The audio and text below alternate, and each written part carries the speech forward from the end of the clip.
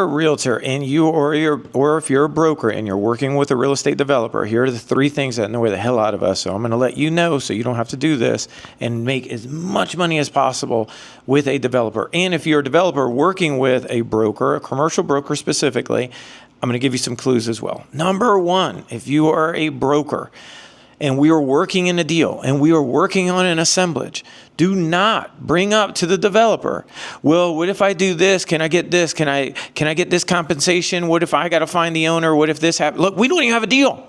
We do not have a deal. What are you doing? Let us first have a deal. We are in the middle of an assemblage. This is actually happening to me right now. So I'm doing a pretty large assemblage, 250 acres. I've already secured 170 acres of it. I've got some more negotiations to do. But the catch is they're bringing in a buyer. And I always tell everybody in the middle of if you're doing an assemblage on a property, what you want to do is you want to tell the truth to the landowners. That's it. I'm one of the landowners, right? So you want to tell the truth to the landowner. So the other landowners, the way I do assemblage, when I did a very large one from 22 acres to 60 acres, and this was a bigger one, right?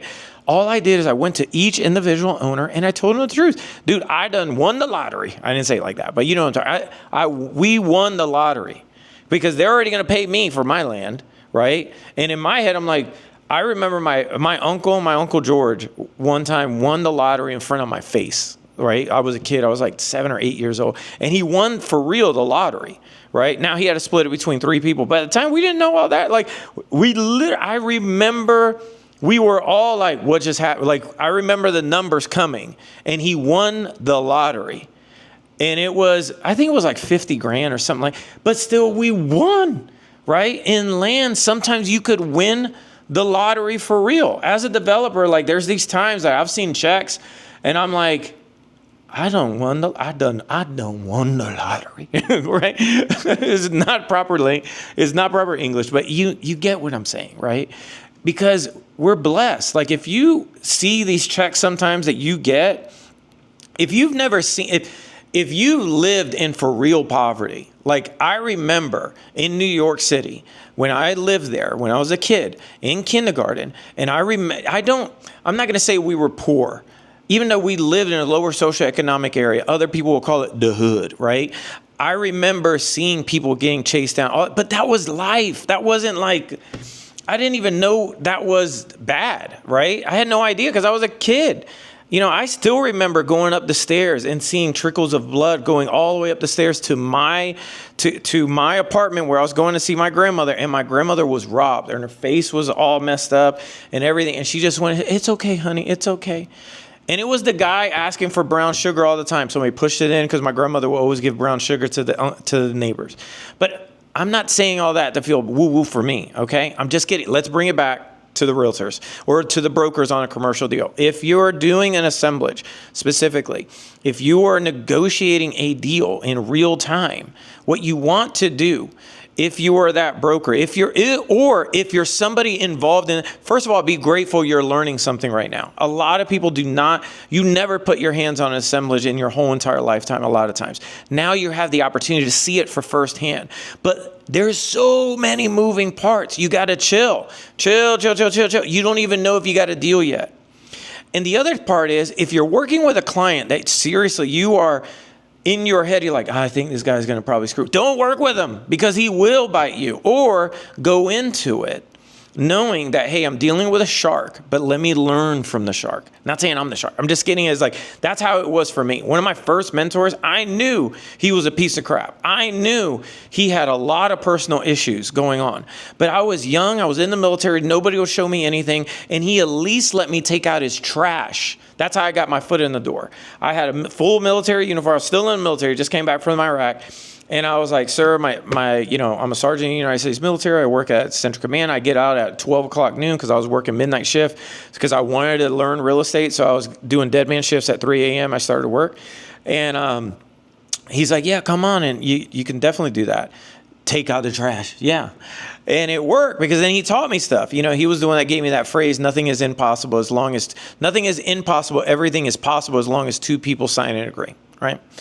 And so going back to the commercial side, going back to assemblage, there's so many moving parts. If you are hesitant that this person will pay you and you don't see the value of education, you're going to have a hard time. You got to look at every single deal. The way that I've actually made a mind-blowing capital, at least through my hands, because I also went through a 4-year divorce. So through the hands is real, right? The way I did it was I just gave it all I got. Every deal I treated as if my mother was the one that definitely was that client. Because I'm not going to ask my mom, can you sign this for me? If you're not dealing with people with integrity, yes, just understand something's going to happen. I got it. But take the lessons every step of the way. If it works out, great. If it doesn't matter.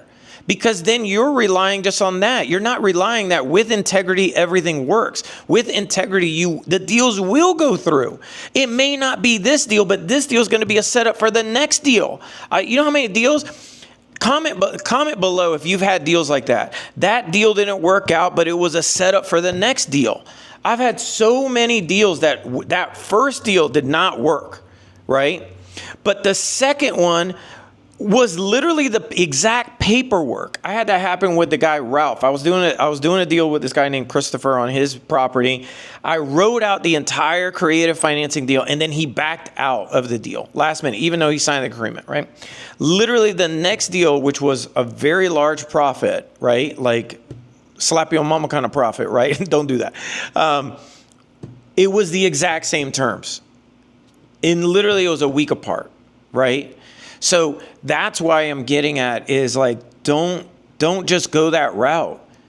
You know, there's a great saying. I remember one of my roofing mentors when I wanted to learn how to run a crew and roofing. Because as a developer, you have to be multifaceted. You have to, if you plan on staying in the game, you've got to learn skill sets. And I truly believe that is with everybody right now, specifically if you live in America. Right? Be multi-skilled, be unreplaceable. But look, remember this quote. For those that watch the hand will always be a hand. I'll let that one sit in. For those that watch the hand of a clock, will always be the hand. Don't watch the hand. Just be the best at whatever that you're doing and then take on more work. If you're working with somebody else, take on more work. Hey, what else can I do? What else can I do to move it forward? Look, this deal assemblage, it was almost a dead deal. And I still don't have it 100%. I'm telling you right in the middle of it. I still have negotiations to go, but I told them, I said, you know what? Let's go all out. They didn't ask me to do an assemblage. And that's assemblage is assembling land around your own parcel, right? Or something that you can control. They didn't ask me to do that. But I'm taking the initiative because I'm like, all right, bump it. Let's go. It's not like I haven't done this before. That's why you need your reps dealing with homes. You can get a lot more reps dealing with homes than you can anything else. Because commercial, if you're lucky, you may do a couple of deals a year. Real estate, you could do 60 or 70 or 80 in 1 year, and you're getting the reps in because I'm telling you, the only difference between residential and commercial is the zeros and sometimes the complexities. But that's just problem solving. Welcome to it. Welcome to being a damn adult. Yeah. If you're a man, you're going to grow hair on your chest, hopefully. If you don't, it is what it is. You know, cut off your hair, put it on there, put some super glue, you'll be fine. Whatever. You know, it's all good. But you got to understand, put in the work. So for those brokers, don't just stop a deal in the middle of the deal when you don't even have a deal yet to say, hey, how am I going to get paid? Bro, we don't even have a deal. What are you talking about? What are you talking about? All right, so that's one. The other item is think outside the box. Help the client think outside the box, or you think outside the box. Put in the work. Hey, what can we do an assemblage? Can I start finding out the other people around here? Whatever. If you've got a real client, let them show you a proof of funds letter. Let them show you a real LOI. Confirm with their bank if they've got a Charles Schwab account, or if they've got the JP Morgan private equity account, who I've dealt with as well. Confirm that they're not playing around. I've dealt with Family Office, for example. One of the largest ones is Johnson Development, right? And amazing team, very large team as well. But they weren't kidding around. Like, boom, boom, here's a proof of funds, here's a letter of intent, we're ready to go. They already knew. That's the kind of players that you want. Hopefully this helps anybody watching this. If it does, comment below if you can. Share it with somebody who's understanding. And again, this format that I'm sharing with you works with anything, not just this real estate development and real estate, but I'm telling you, if you want to get a raise, don't watch the clock, because you'll always be the hand. Just be the best, period. And you're not doing it for your employer or you're doing it for you. You got to look right now with this day and age, with AI and all this other stuff, people are going to be losing their job, but they're losing like brain dead jobs. What we used to call in the military, we used to call it sham jobs. You know, it's just like, we know we're shamming. It's what we call shamming. It's like, but get the job, or like all you're doing is get a skill set that is almost unreplaceable. So for me in my development world, it is a lot of coordination that happens between the deals, developments, permitting, all these approvals and entitlements, everything else, decks and negotiations, legal, all that. Good luck AI try to do that in the physical world as well. It's too much coordination. That's why I truly believe when it comes down to real estate developers, that is going to be the last in the line ever to actually get, if not ever, to get replaced, because there's so much coordination, negotiations, and everything else. It's too complex. That's why there's not a lot of developers anyway, period. So find something difficult and start being great at it, period. And keep your expenses down. That's all you got to do. Keep your expenses down, pay everything off. Don't have an ego when you do things, and you're going to be more than fine, period. All right. My name is Franklin Cruz. Hopefully this helps. If it doesn't, I don't know what the hell you're doing, son. Bye.